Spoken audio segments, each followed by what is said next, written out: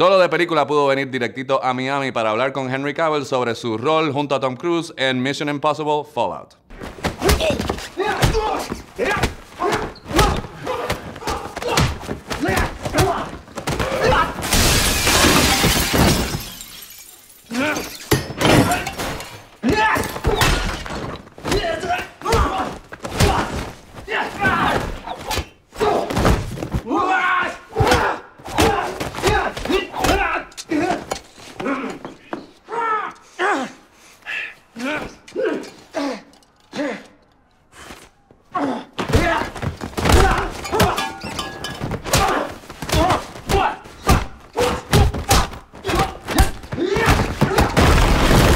So first question, was it sort of the type of movie that you were getting offered, or was sort of the freedom to try a different role when you got the offer, or both things but that made you want to take the leap to do this? Neither was the lead inspiration to do this. Okay. Working with Chris McQuarrie and Tom Cruise was the biggest draw.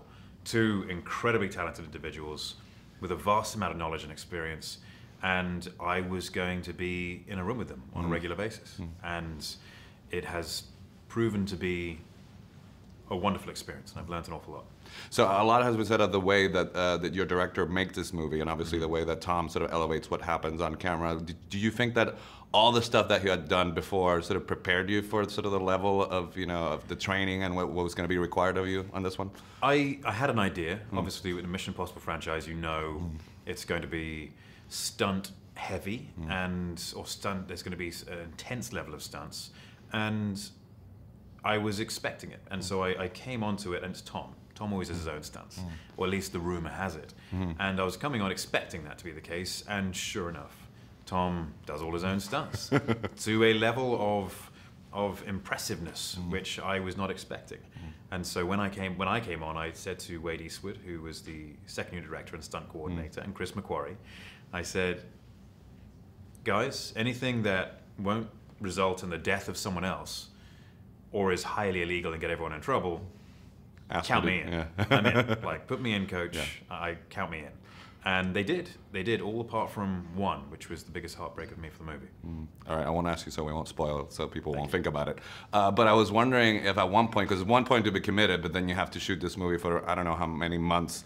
I wonder if at one point you sort of started missing being in a green screen and pretending you were doing stuff, or if you look at a side and it's like, oh, good, today I just get to stare down Angela Bassett.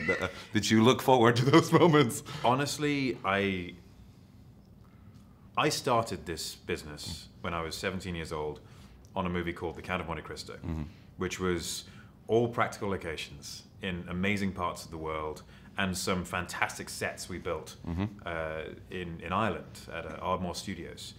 And when I came onto this movie, it just reminded me of that kind of filmmaking, which you don't spend 6 months in a green box. There are wonderful advantages of CGI. You can create incredible alien worlds and fantasy realms using CGI. But when we're making a contemporary movie about the real world, it's such a shame not to use this incredible, beautiful world that we live in. And there is something which you can draw from practical locations. There's an energy, and it does make a huge difference. Being on Pulpit Rock in Norway, for example, or in the mountains of New Zealand in a helicopter, you can't fake that. And when you do fake it, either you know as an actor, or the audience has a subconscious response to something which is CGI. And personally, I really, really enjoyed working with practical locations and certainly practical stunts as well. All right, so let me ask you, because your director on this has been having an interesting conversation on social media regarding sort of the ownership that the fans think they have over certain movies and stuff like that. Right. But your take is, as an actor, I wonder, how do you feel about missing certain cuts or wanting to see a version of a movie? Because you as an actor have to sort of let that go and know that your work is while you're shooting it. So have you made peace with that? You know, and you think that, or do you understand that the other side of it, sort of wanted to see more? I absolutely understand fan passion.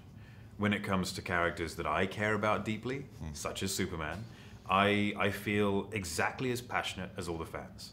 And so when it comes out as a passion in form of positivity or negativity, I understand it.